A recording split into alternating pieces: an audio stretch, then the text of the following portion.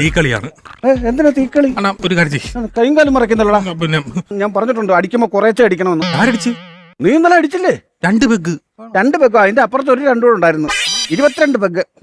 ആ 20 തൊട്ടാ നീ എണ്ണാൻ തുടങ്ങിയത്. എന്തുവാണ് എന്റെ പ്ലാനിങ്? അത് പറ. എന്റെ പ്ലാൻ എന്ന് പറഞ്ഞു കഴിഞ്ഞാൽ നമ്മൾ ഇവിടെ ആങ്കറിങ് പഠിക്കാനെന്ന വ്യാജേന നമ്മൾ ഇവിടെ വരുന്നു. ഇത് ആരാണ് നമ്മൾ ഇവിടോട്ട് ക്ഷണിച്ചെന്ന് പറയാമോ? ആരാ? കുട്ടിയകിലില്ലേ? കുട്ടിയകിൽ എന്റെ ശിഷ്യനായിരുന്നല്ലോ. എങ്ങനെ? പണ്ട് ഇവൻ ചെറുപ്പത്തിൽ എന്നെ പോക്കറ്റടി സഹായിച്ചോണ്ടിരുന്ന ആളാണ്. പിന്നെ ഉമിക്കരി കയറി, പിന്നീട് സിനിമയിൽ കയറി. ഒരു ഇതല്ല മിമിക്കറി. നമ്മൾ ഇവിടെ വന്നേക്കുന്ന ആങ്കറിങ് പഠിക്കുന്നതിന് വേണ്ടിയാണ്. ആ രീതിയിൽ നമ്മൾ കിടന്ന് കംപ്ലീറ്റ് സാധനം അടിച്ചു പറ്റുന്നു, ഇവിടുന്ന് മുങ്ങുന്നു. പഞ്ഞിമരമാണോ ഇത്? ക്രിസ്മസിന് ഒരുക്കി വെച്ചേ. ഇതിനാണ്